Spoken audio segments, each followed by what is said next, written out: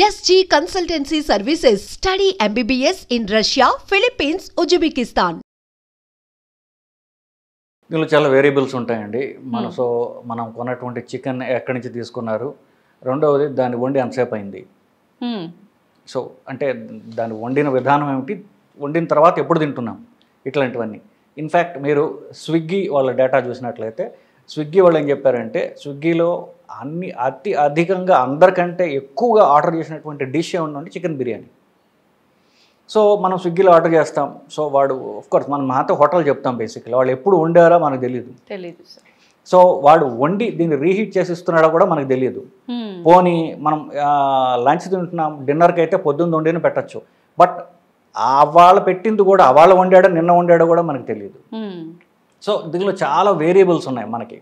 Okay. So ఒకటి first ఆ chicken వాడు ఎక్కడి నుంచి తెచ్చుకున్నాడు, వాడు తెచ్చుకున్నటువంటి చికెన్లో ఏమన్నా ప్రాబ్లమ్స్ ఉన్నాయా, వాటి ఇన్ఫెక్షన్స్ ఉన్నాయా, యాంటీబయాటిక్స్ ఉన్నాయా. యూజువలీ కోళ్ళ ఫారంలో నేను వాళ్ళతో మాట్లాడానండి, బేసిక్లీ మీరు ఏమి మందులు ఇస్తారు అని చెప్పేసి. మనం గూగుల్ చూసినట్లయితే వాళ్ళు హార్మోన్లు ఇస్తారు అని ఉంటుంది, యాంటీబయాటిక్స్ ఇస్తారు అని ఉంటుంది. అవును సార్. ఇప్పుడు చికెన్ ఇంతమంది తింటున్నారు కదా, అందరూ నాటుకోళ్ళు తినాలంటే దొరకవు కదా. సో ఇప్పుడు ఎలాగైతే ఇప్పుడు మనకి వరి పండడానికి అలాగే చికెన్ ఫార్మ్స్ వచ్చేసాయి. బేసికలీ వాళ్ళు చికెన్ గ్రో చేస్తారు, అంత గ్రో చేయకపోతే వాళ్ళకి అంత నెంబర్లకు మీట్ కాలేరు వాళ్ళు బేసికలీ. సో చికెన్ గ్రో చేస్తున్నప్పుడు దానికి జబ్బులు రాకుండా ఉండడానికి మరి యాంటీబయాటిక్స్ ఇవ్వాలి కదా. ఇండియాలో వరకు చూసుకుంటే యాంటీబయాటిక్స్ అనేవి ఇస్తున్నారు, హార్మోన్స్ ఇవ్వట్లేదు, అది కాస్ట్లీ కాబట్టి. సో హార్మోన్స్ కూడా చాలా పాత తరం యాంటీబయాటిక్ అనేటువంటి నైట్రోఫెరంట్ అనేది కామన్గా ఇస్తారు ఇండియాలో. మిగతా యాంటీబయాటిక్స్ అంత ఇవ్వరు. సో యాంటీబయాటిక్స్ అనేవి ఇస్తారు, హార్మోన్ ఇండియాలో ఇవ్వట్లేదు బేసికలీ. సో యాంటీబయాటిక్స్ ఇవ్వడం ద్వారా జబ్బు పడకుండా ఉంటుంది. మరి వాడి వ్యాపారం వాడు చూసుకోవాలి కదా. ఇవన్నీ ఏదో ఇన్ఫెక్షన్ వచ్చి చచ్చిపోతే వాడు మరి సో యాంటీబయాటిక్స్ అనేవి ఇస్తాడు. సో మనం తీసుకునే చికెన్లో, మనం ప్రొక్యూర్ చేసే చికెన్లో యాంటీబయాటిక్స్ అనేవి ఉండవచ్చు ఫస్ట్. దాని తర్వాత వండిన విధానం ఎట్లా ఉంటుంది. ఇప్పుడు కమర్షియల్ వాటిల్లో ఆయిల్ని విపరీతంగా వాడు రీయూజ్ చేసినటువంటి ఆయిల్ ఉంటుంది. సో ఆయిల్ బాయిల్ చేసినప్పుడు ఆ ఆయిల్ ప్రొడక్షన్ దీంట్లో పోతాయి బేసికలీ. ఎప్పుడైతే ఆయిల్తో కాకుండా ఫ్రైస్ ఎప్పుడైతే చేస్తారో, ఫ్రై మీద ఒక నల్ల సూట్ అంటారు, బూడిలాగా ఉంటుంది, దాంట్లో ప్రాబ్లమ్స్ ఉంటాయి. తర్వాత వీడు వండిన తర్వాత ఎప్పుడు మనకు సర్వ్ చేస్తున్నాడు, కామన్గా అన్నిటికంటే తీవ్రమైన ప్రాబ్లం ఏంటంటే వండిన తర్వాత ఎప్పుడు సర్వ్ చేస్తున్నాడు అనేది మెయిన్ ప్రాబ్లం అండి. మీరు జస్ట్ గూగుల్లోనే చూడండి, యూట్యూబ్లో చూడండి, హైదరాబాద్లో పలానా రెస్టారెంట్లో చికెన్ పట్టుకున్నారు, అది తర్వాత అదేంటి పాచిపోయినటువంటి వారం రోజులు చికెన్ వాళ్ళు ఐస్ బాక్స్లో పెట్టి ఇప్పుడు తీసిస్తున్నారు. నెల్లూరులో ఒకటి, నెల్లూరులో అయితే ఒక షాపే అద్దెకు తీసుకుని దాంట్లో చికెన్ స్టోర్ చేసేట, వాడు నెలల తరబడి కంపు కొడుతుంటే చుట్టుపక్కల అందరూ కంప్లైంట్ చేశారు. తీరా చూస్తే ఇదంతా స్టోర్డ్ మీట్ అది బేసికలీ. సో వీళ్ళు మధ్యస్థులు ఎవరైతే వీళ్ళ హోటల్ సప్లై చేసే వాళ్ళు ఎవరైతే ఉన్నారో వాళ్ళు ఫ్రెష్ చికెన్ ఇవ్వరు. సో అది ఎప్పుడు ఐస్ బాక్సుల్లో పెట్టేసి ఎప్పుడో ఇస్తాడు. ఈలోపుగా దాని మీద రకరకాలటువంటి ఇవన్నీ చేస్తాయి. సో అది మళ్ళీ వీడు వండుతాడు, వండి 2-3 రోజులు మళ్ళీ హోటల్లో స్టోర్ చేసి తర్వాత మనకి ఇస్తాడు. సో చికెన్లో యాంటీబయాటిక్స్ కంటే కూడా, ఒకవేళ చికెన్లో యాంటీబయాటిక్స్ ఉన్నా మీరు 30-35 మినిట్స్ కనుక చికెన్ని బాయిల్ చేసినట్లయితే, ఫ్రై చేసినట్లయితే యాంటీబయాటిక్స్ డిస్ట్రాయ్ అయిపోతాయి. నియోమైసిన్ అనేటటువంటి యాంటీబయాటిక్ మాత్రమే అది 90 నిమిషాల దాకా ఉంటుంది. కానీ నియోమైసిన్ ఇండియాలో వాడట్లా, చీప్ నైట్రోఫెరంట్ అని మాత్రం వాడతారు. అది కనీసం అరగంట మీరు కనుక బాయిల్ చేసినా ఫ్రై చేసినా దట్స్ గాన్, అయిపోయింది. సో అక్కడి నుంచి చేసే దాంట్లో ప్రాబ్లమ్స్ వస్తున్నాయి మనకి. సో అంటే ఈ హోటల్లో కానివ్వండి, వీటిల్లో ప్రొలాంగ్డ్ స్టోరేజ్ వల్ల దాని మీద మళ్ళీ రకరకాల ఈ క్రిములు వస్తాయి, బ్యాసిల్లస్ సిరియస్ అని, వీటి వల్ల మనకి ప్రాబ్లమ్స్ వస్తున్నాయి. ఓకే. అంటే మనం ఫ్రెష్గా అంటే మార్కెట్ నుంచి తెచ్చుకొని ఇంట్లో కుక్ చేసుకొని తినడం వల్ల అయితే ప్రాబ్లం ఏం లేదా సార్? ప్రాబ్లం లేదు, ఫ్రెష్ మీకు ఎట్లా తెలుసు అంటున్నాను నేను. అంటే మన కళ్ళ ముందే లైవ్లో కట్ చేసి అట్లా ఇచ్చే వాళ్ళు ఉంటారు కదా సార్, అట్లా అయితే సేఫే, అట్లాగైతే పర్వాలేదు. బట్ ఎప్పుడైతే ఆల్రెడీ మనం ఫ్రెష్ కాకుండా మీట్ మనం తీసుకుంటుంటామో, సో మీరు చెప్పిన విధంగా చేసుకుంటే సేఫర్. కానీ ఆన్లైన్ పద్ధతుల్లో కనుక ఎప్పుడైతే ఫుడ్ ఆర్డర్ చేస్తున్నారో, ఎస్పెషల్లీ మీట్ ఆర్డర్ చేస్తున్నారో, దానివల్ల ప్రాబ్లమ్స్ వచ్చే అవకాశం ఎక్కువగా ఉంటుంది. ఎందుకు, మీరు రెస్టారెంట్ నుంచి ఆర్డర్ చేస్తున్నారు తప్ప ఆ రెస్టారెంట్ వాడు ఎప్పుడు ఉండాడు ఏమిటి ఇదంతా మన చేతుల్లో లేదు. సో మీరు చెప్పినట్టు ఫ్రెష్ కనుక మీరు తినగలిగితే that is more healthier. Okay. అయితే సార్ మనం ఇంట్లో కుక్ చేసుకున్నా కూడా అంటే ఈ రోజు వండింది స్టోర్ చేసుకొని ఫ్రిడ్జ్‌లో రేపు ఎల్లుండి తినేవాళ్ళు కూడా ఉంటారు. అట్లా తినడం కరెక్టే అంటారా? ఎంత ఫ్రెష్‌గా మనం తెచ్చుకున్నా 1-2 డేస్ స్టోర్ చేయడం కరెక్టే అంటారా? అంటే స్టోర్ చేసే పద్ధతి బట్టి కూడా ఉంటుందండి. వాళ్ళు ఎలా స్టోర్ చేస్తున్నారు అనేది. కానీ యాజ్ ఎ రూల్ జనరల్‌గా చికెన్ 48 అవర్స్ దాకా ఉండొచ్చు. ఓకే. 48 అవర్స్ తర్వాత కనుక చికెన్ తిన్నట్లయితే కనుక అంటే దాన్ని మన కంట్రోల్లో ఉండదు.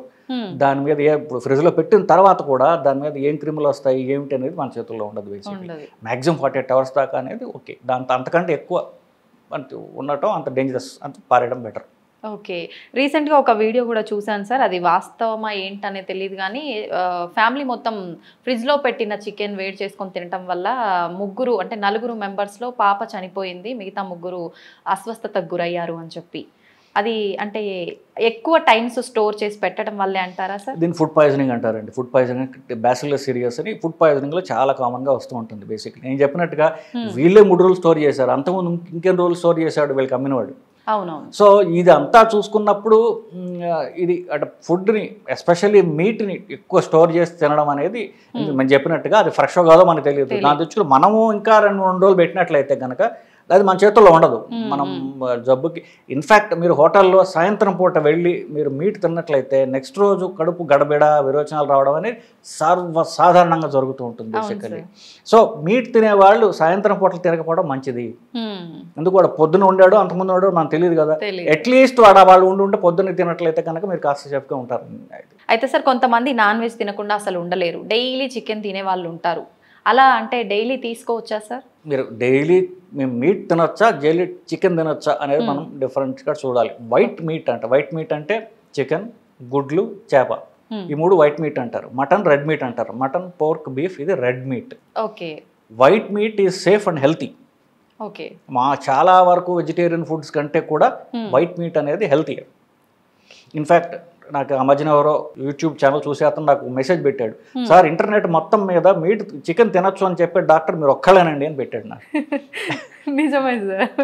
So white meet healthy. ఎందువల్ల 2 పాయింట్స్ చెప్తా. ఫస్ట్ ఏ డైట్ ప్రోగ్రామ్ తీసుకున్నా వాళ్ళు చెప్పేది ఫస్ట్ ఒకటే, అన్నం తగ్గించండి అని. దీంట్లో ఎవరికి కాంట్రవర్సీ లేదు. ఓకే. సో రైస్ ఆపేసేయండి. రైస్ ఆపేసి ఏం తినాలని దాంట్లో కాంట్రవర్సీ.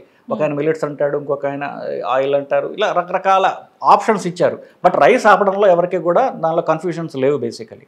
సో రైస్ ఆపేస్తే నెక్స్ట్ ఏం తినాలి? ఈజీ ఏంటంటే ప్రోటీన్ తినడం.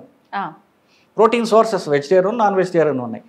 ఈ vegetarian, non vegetarian protein sources తీసుకుంటే ప్రోటీన్ క్వాలిటీ నాన్ వెజిటేరియన్ ఫుడ్లో ఎక్కువ ఉంటుంది, వైట్ మీట్లో ఎక్కువ ఉంటుంది. ఓకే. ఎందుకు? అది మజిల్లో అది అలా యూజువల్లీ అది క్వాలిటీ ఎక్కువ ఉన్నటువంటి ఇది ఉంటుంది. వెజిటేరియన్ శనగలు, పెసలు, మీల్ మేకర్ ఇట్లాంటివి చూస్తున్నారనుకోండి, దానిలో కార్బ్స్ ఉంటాయి, ప్రోటీన్స్ ఉంటాయి.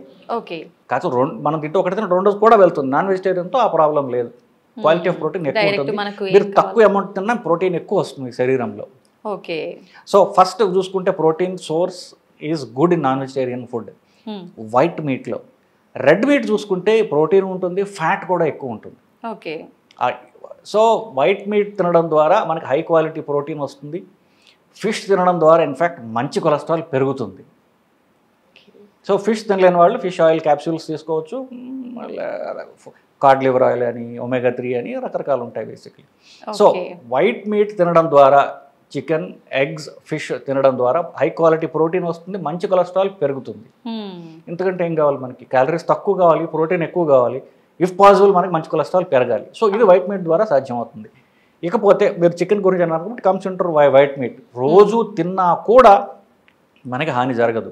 ఓకే. కానీ చికెన్ అంటే చికెనే తినాలి, చికెన్ బిర్యానీ కాదు. ఎప్పుడైతే ప్రోటీన్ని మళ్ళీ మీరు రైస్తో కంబైన్ చేశారో మీరు ఇంటెండెడ్ బెనిఫిట్ పోయింది. రైస్ ఆపేసి చికెన్ తినమన్నా కానీ రైస్ చికెన్ కలిపి తినమని చెప్పట్లేదుగా. సో మీరు నాన్ వెజిటేరియన్ అంటే నాన్ వెజిటేరియన్ మాత్రమే తినాలి. ఓకే. దాన్ని మళ్ళీ రైస్తో, బిర్యానీలతో, చపాతీలతో ఇట్లా కంబైన్ చేస్తే ఆ ఇంటెండెడ్ బెనిఫిట్ మీకు అంత ఉండదు.